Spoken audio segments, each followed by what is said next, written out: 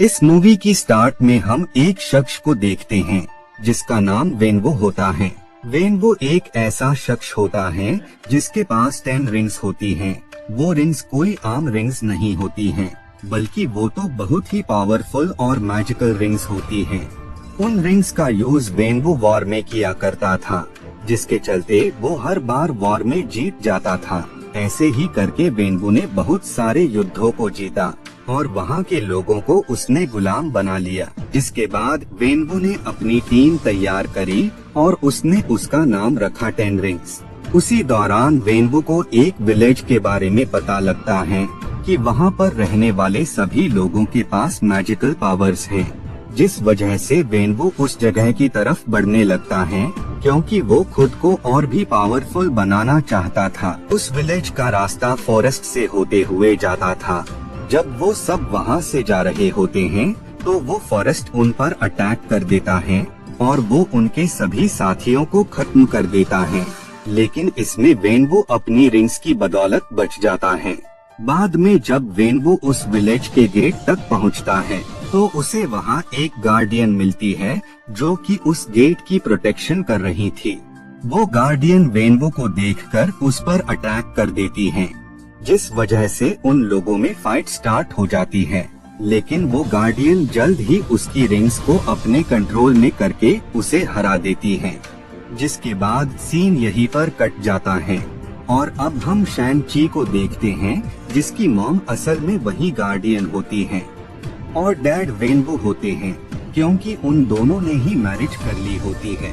अब काफी वक्त बीत जाता है और अब हम शैंग-ची को देखते हैं जो कि अपना नाम और पहचान बदलकर दूसरी प्लेस पर रह रहा होता है और साथ ही वो वहाँ पर कैटी के साथ मिलकर जॉब किया करता था।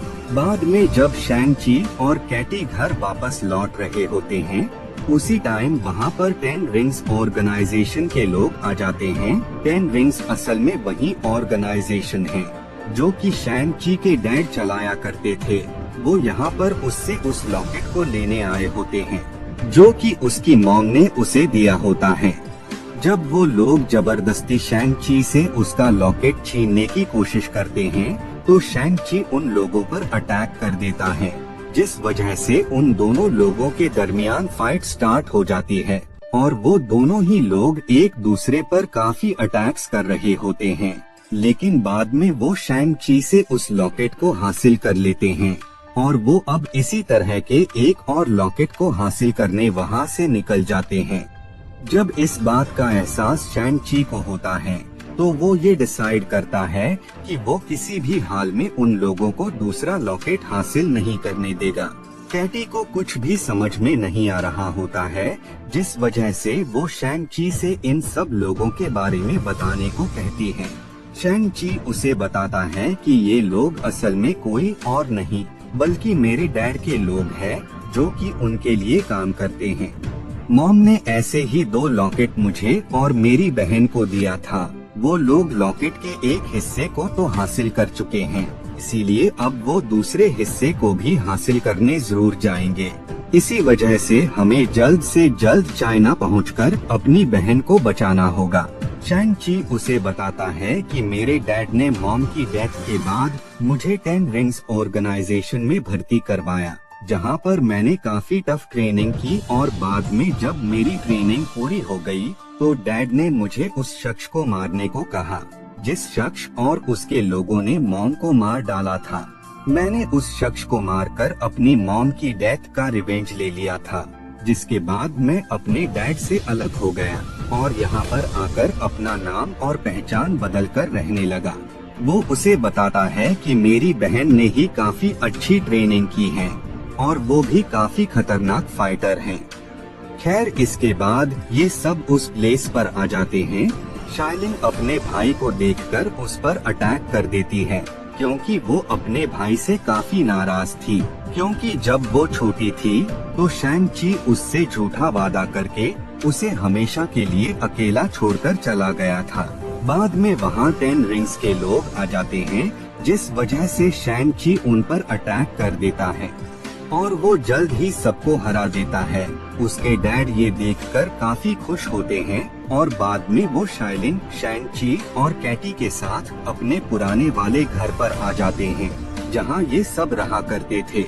वहाँ वेनवो अपने बच्चों को बताता है कि तुम्हारी मॉम जिस विलेज की गार्डियन थी, जहाँ की वो हिफाजत किया करती थी, उस विलेज के लोग उनकी मैरिज से खुश नहीं थे। इसीलिए तुम्हारी मॉम की डेथ के बाद उन्होंने उनकी सोल को वहीं पर कैद कर दिया।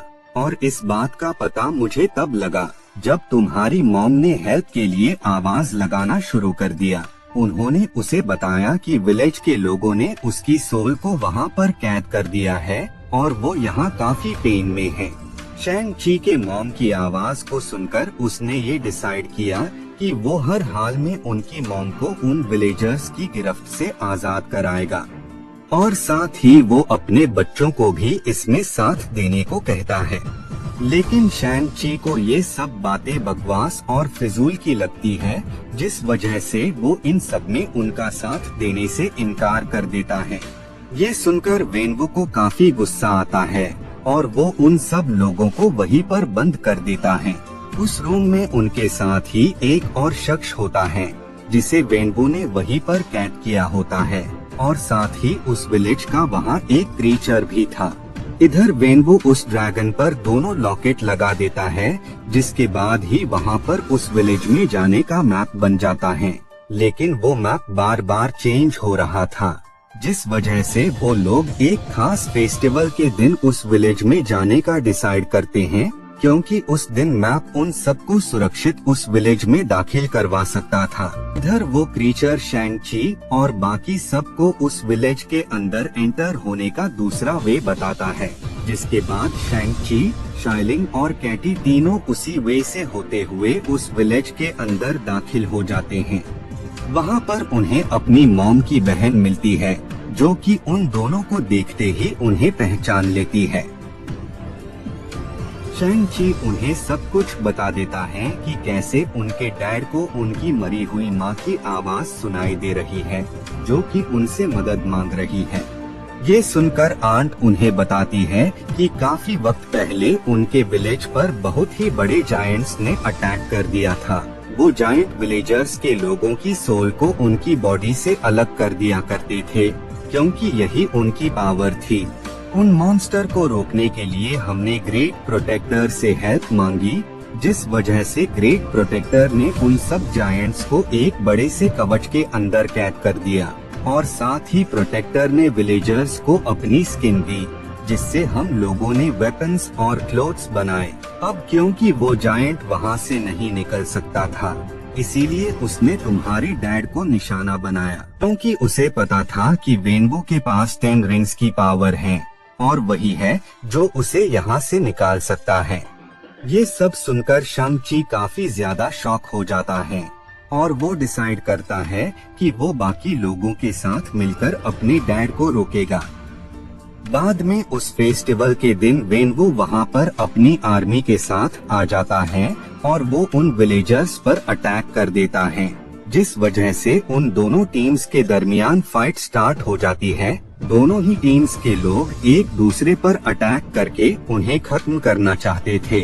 इधर शैन-ची अपने डैड को रोकने जाता है, जिस वजह से उन लोगों में फाइट स्टार्ट हो जाती है। वो दोनों ही एक दूसरे पर काफी ज्यादा अटैक्स करते हैं, लेकिन शैन-ची यहाँ पर हारता हुआ नजर आ रहा होता है, क्योंकि वेनवो के पास 10 रिंग्स होती हैं, जिस वजह से वो उसे बिल्कुल भी हरा नहीं सकता था। उसी पल वो शैन-ची पर अटैक कर उसे पानी में फेंक देता है और वो खुद उस गेट के पास आकर उस पर अपनी पावर्स से अटैक करने लगता है, जिस वजह से वहाँ से छोटे छोटे मॉन्स्टर बाहर आने लगते हैं और वो वहाँ पर मौजूद लोगों की सोल्स को लेकर अपने लीडर के पास जाने लगते हैं, ताकि उनका लीडर बहुत ही ज्यादा पावरफुल होकर गेट को ब्रेक कर सके। इधर शैन-ची को ग्रेट प्रोटेक्टर बचा लेता है और वो उसे पानी के बाहर निकाल लेता है, जिसके बाद प्रोटेक्टर उन मॉन्स्टर पर अटैक कर उन्हें मारने लगता है। इधर शैन-ची वापस से अपने डैड पर अटैक कर देता है और इस बार वो अपनी मॉम की तरह लड़ता है जिस वजह से वो आधी रिंग्स को अपने कंट्रोल में कर लेता है। ये देखकर वेनवो दोबारा से उस पर अटैक कर देता है, जिस वजह से उन दोनों लोगों के दरमियान फाइट स्टार्ट हो जाती है और अब वो दोनों ही एक दूसरे पर भारी पड़ रहे होते हैं। बाद में शैंग ची सारी रिंग्स को ही अपने कंट्रोल में कर लेता है। उसी पल वो जायंट वहां से आजाद हो जाता है और वो वेनवो को मार डालता है। ये देखकर शैंग ची को उस पर काफी गुस्सा आता है, जिस वजह से वो अपनी रिंग्स को उसके अंदर डालकर उन्हें ब्लास्ट कर देता है, जिससे उस मॉन्स्टर की डेथ हो जाती है। मूवी के लास्ट सीन में हम एक शख्स को देखते हैं जो कि उन दोनों को कामरताज में ले आता है और वहीं पर हम कैरल डेनवर्स और ब्रूस को देखते हैं। मूवी के पोस्ट क्रेडिट सीन में हम शाइलिंग को देखते हैं जो कि अपने डैड के बाद 10 रिंग्स ऑर्गेनाइजेशन को संभाल रही होती है और इसी के साथ ये मूवी यहीं पर एंड हो जाती है।